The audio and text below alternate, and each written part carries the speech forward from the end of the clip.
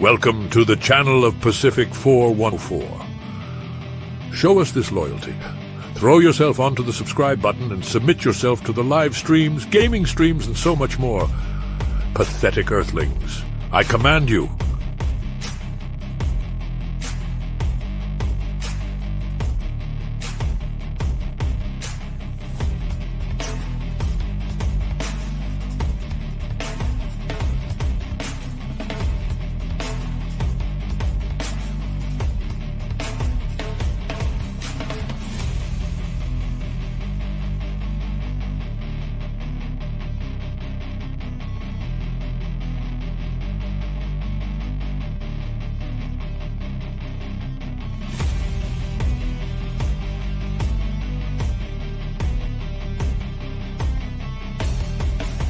Welcome to the channel of PACIFIC414. Show us this loyalty.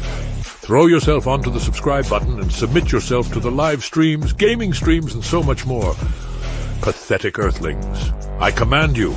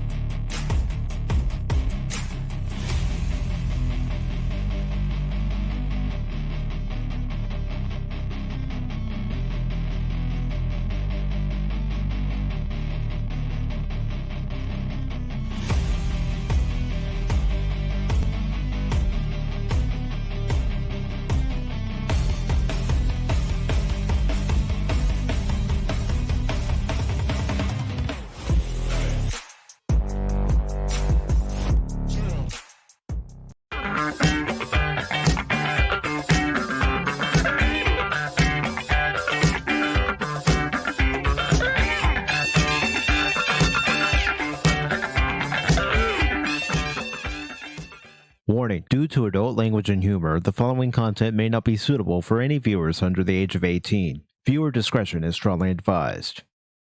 The views and opinions expressed during the following live stream or video content are those of the individual and may not reflect those of others. Thank you.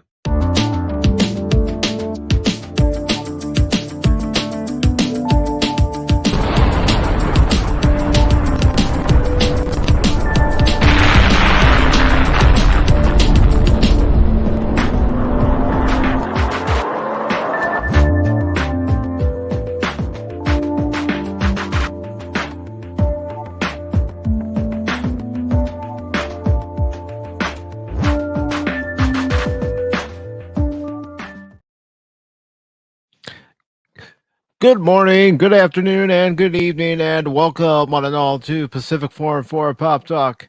I am your host, Mike, and in this particular edition of Pop Talk, I am giving my review for episode 7 of The Last of Us Season 1, Left Behind. And let me just tell you one thing.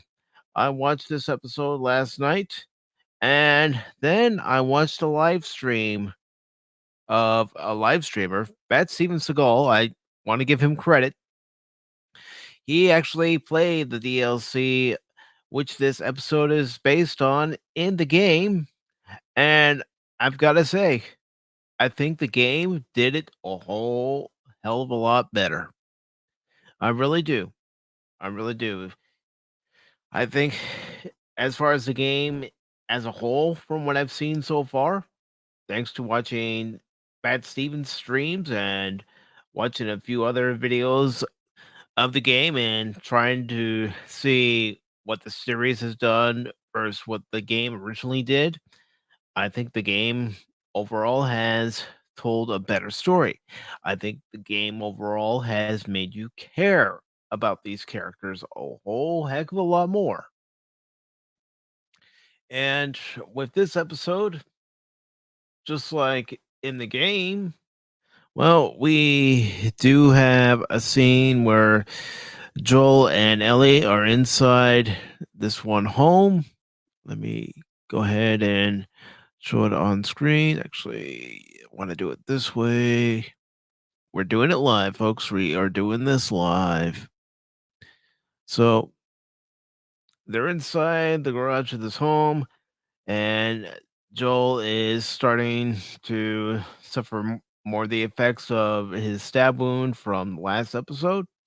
And Ellie is starting to panic because Joel is in the beginning stages of going into shock. So Ellie runs up the steps, and we get a flashback to the Boston QZ, sorry, and they're in a gymnasium and they're doing laps. Now we get a little bit more of Ellie's story as far as her history with Fedra, and as she's doing laps, there's a girl named Bethany who takes Ellie's Walkman. See if I can get to the character of Bethany. Bethany comes running beside her, takes her walkie, and says, "Pick up the pace. I don't want to have to do another extra laps because of you." And we learn that there's some past history between the two. It leads to a fist fight, which Ellie ends up giving Bethany 15 stitches. And we have a scene where she is with Captain Kwan, and Captain Kwan is saying, "You need to knock off this behavior because we see potential in you. We could stick you in the hole, but you've been in the hole 3 times already and it hasn't really helped you out one bit." And he gives her an ultimatum, gives her a choice, says, "You can either continue to do this and take orders from someone like Bethany, or you can take the keys that he has laid on the desk and become an officer and order people like Bethany around. Which do you choose?" Ellie ends up choosing the keys. So then we get to a scene at night. Ellie's in her room and she's reading a comic book. And of course, word going around in the hallway is lights out. So everybody's told to turn off their lights. Ellie is sleeping. And while she's sleeping around 1 a.m. in the morning, the window opens and we meet the character of Riley. And Riley has a surprise for Ellie. And what is that surprise? Well, one of the surprises is, I should say, two surprises, is that Riley has joined the Fireflies, even though she's part of Fedra. And we learn that Riley also has another surprise for Ellie. So she says, "Come with me." And of course, they're walking along the old streets of Boston and they're trying to avoid detection by any soldiers. They come up to a building and Riley says we have to go up 2 flights of stairs. Well, it turns out to be 7 flights of stairs, not two. And they come upon a deceased body, and man's been dead for quite a while, and there's a bottle of alcohol next to him. And because the building's so dilapidated, the floor underneath the man collapses and he falls down even further, but he was already deceased. So Ellie and Riley end up taking the bottle of booze and they're continuing on their adventure to Riley's secret hideout, secret gift to Ellie. And as they're walking, they're talking about Fedra and what it stands for, and what the Fireflies stand for, and why Riley is joining the Fireflies. And they're skipping and hopping, jumping in between buildings on the roofs, and they come upon a sealed off mall. It's not so sealed off because there are holes in the building. So they enter the mall through the roof, and Riley restores the power and tells Ellie to step out through those doors that are right behind them. And Ellie is in amazement and wonder as she is looking at the various different stores and lights of this mall. Of course, you see various names of different stores. Down here, you see Gap, and you also in this episode you see, E-Spirit, Foot Locker, various stores you would have found in a shopping mall back in 2003. And of course, they find the escalator and they start going down the escalator. And of course, Ellie's amazed that these stairs are actually moving. But then again, Riley reminds her this is an escalator. That's what they're designed. So as they're walking and talking, you know, Ellie's asking, why do you think these people needed some of this stuff? And Riley says, well, according to my mom, some people needed it for survival. Other people took the items that used to be in these stores because they wanted them. And as they're walking, Riley tells Ellie to close her eyes. Why? Because she's taking Ellie to the carousel. They activate the carousel by flipping the control switch and it starts spinning. They get on the carousel, get on a couple of horses, and start going around until the carousel breaks down. And we have a conversation between Ellie and Riley again about their future. And Ellie says, we could be the future. Why do you have to join the Fireflies? And Riley tells Ellie, as she was sneaking around one day, she met a woman, and this woman was about in her 40s or 50s. And she asked Riley, how would you like to join the Fireflies with your ability to sneak around like that? So that's what she ended up doing. And as they're walking away from the carousel, they end up coming upon the arcade. And yes, it is Raja's arcade, just like in the game. Now, I do want to make it perfectly clear that I have not played the game. I've mainly watched live streams and video of the game. So, as they enter the arcade, you hear the various arcade cabinets still going. After all this time, yes, power was recently restored to the grid in this area, and that's why the mall has power to it. But as they're walking around, they come upon various games, Daytona USA, and of course, Mortal Kombat 2. And they have both heard about the game, but they have never actually played the game. So, for all of us who have played the game, Round one, fight. that's right. They play a few rounds of Mortal Kombat 2, and one of the characters they play as is Molina. And as they're going along, they're having a blast. They're having a blast because Riley was able to open up the change machine, and they have all the quarters.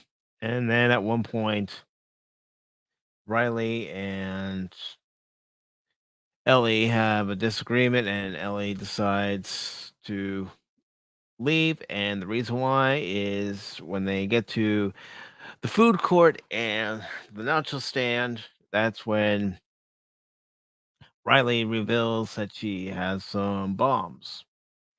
And with those bombs, like you're seeing there, she intends to use them against Fedra. Of course, Ellie says, if you plan on using them against Fedra, you're going to use them against me. And Riley says, I can assure you that that is not going to happen.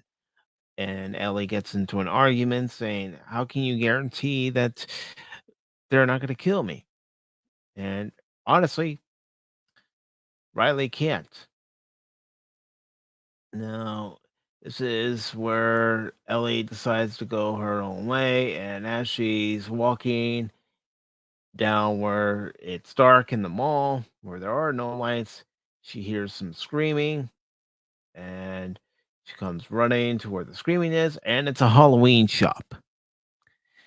Now, she and Riley have another talk, and Riley says, "This is actually another surprise I had for you. For those who watch the episode, you know it's surprise number 5." And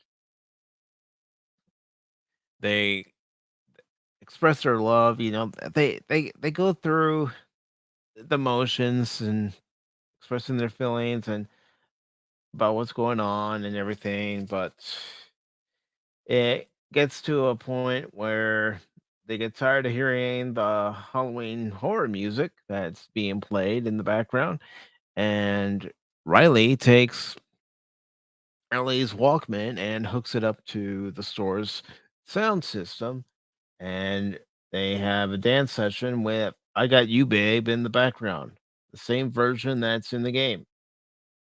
And they're dancing with mask on, and at one point they stop dancing and they end up kissing each other. But little did they know that while all this was going on with their activity, they awoken one of the zombies. And so the zombie comes into the Halloween shop, starts chasing after them. Riley shoots him and knocks it down. It gets back up, starts attacking both Ellie and Riley, and there you see the end result after it's killed. This is where we found out how, where, and when Ellie gets bit, and we also find out that Riley also was bit.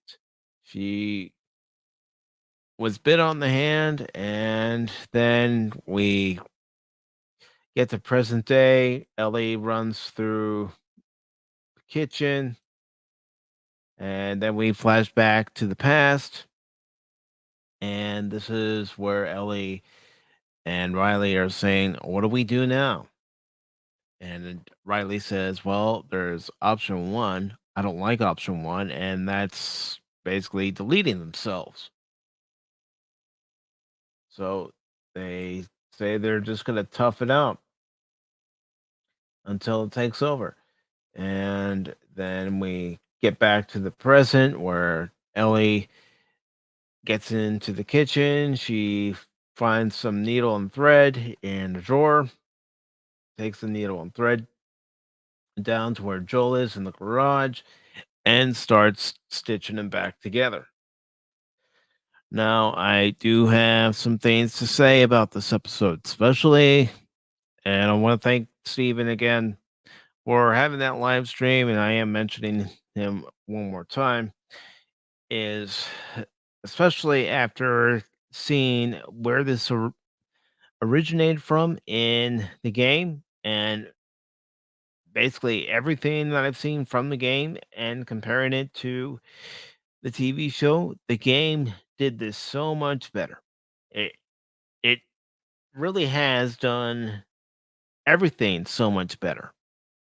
And there's no excuse for that. There's no excuse why the show can't take its source material that's in the game and translate it to live action. There's no excuse for it.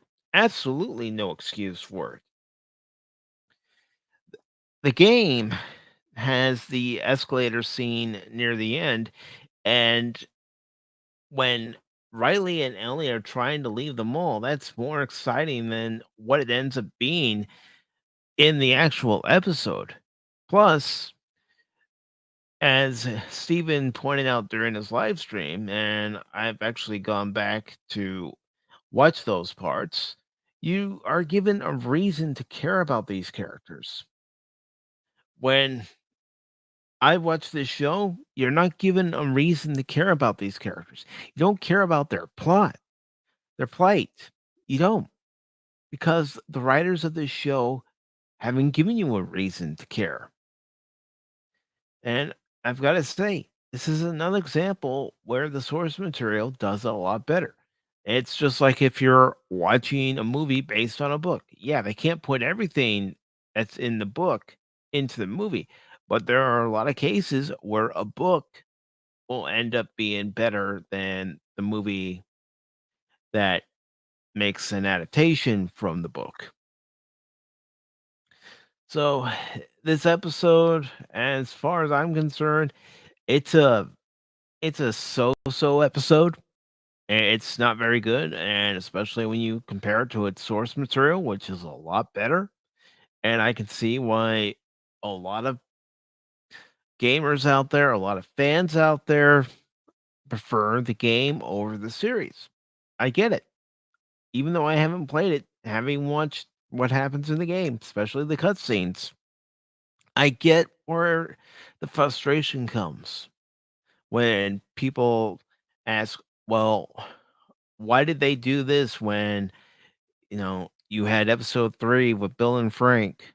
And why did they, you know, do certain things in episode 2 that didn't line up with the game? In episode 4 that didn't line up the game, or in another case, episode 6 that didn't exactly line up with the game from what you see in the game and what they chose to do for the episode. I just don't know why. Actually, no, wait. I do know why they don't do it. It's because those who are writing the show don't care, and those who are given the green light for them to make these changes to what happened in the game don't care. That's precisely the reason. They just don't care. They don't want the normies to actually go out there and look up the source material and see what the story was like for the game. They don't want someone like me who's never played the game to take it upon themselves to either watch a live stream or watch a video of the first game and, you know, get a better perspective, a broader perspective of what's going on and what should be going on in the series versus the game. I mean, it shouldn't be too hard to translate a game like this into live action. It really shouldn't. It's not like you're having to create CG monsters that are 10 stories high. But honestly, this series just it it it's just not very good. You know, after watching it last night, I thought something something seems off about this episode. And then of course, like I said, I watched the live stream of Left Behind, the from the actual game, and I see where the game just just continues to do it better. And honestly, that's what I think this series needs to do. They need to do a better job at translating what happened in the game to the live action series since it shouldn't be that hard. And my rating for this episode, especially after seeing what happens in the game, I'm giving this episode a 5 out of 10. Well, for the game, I'm giving that an 8 out of 10 because the game just does it better. It's more structured. It gives you a reason to care about the situation and the characters involved in it. And that's what the show needed to do since episode 1. Episode 1, I liked it for what it was. Yeah, I gave it a 6.5 out of 10, but I liked it for what it was. But for this episode, hands down, the game wins. So, once again, this episode gets a 5 out of 10 for me. If you're gonna do anything related to The Last of Us, definitely go with the source material, and that's what's in the game. And don't rely on the show even following the game step by step. But I really wish it would. Honestly, I really wish it would, but that's just my opinion. And you know what they say about opinions.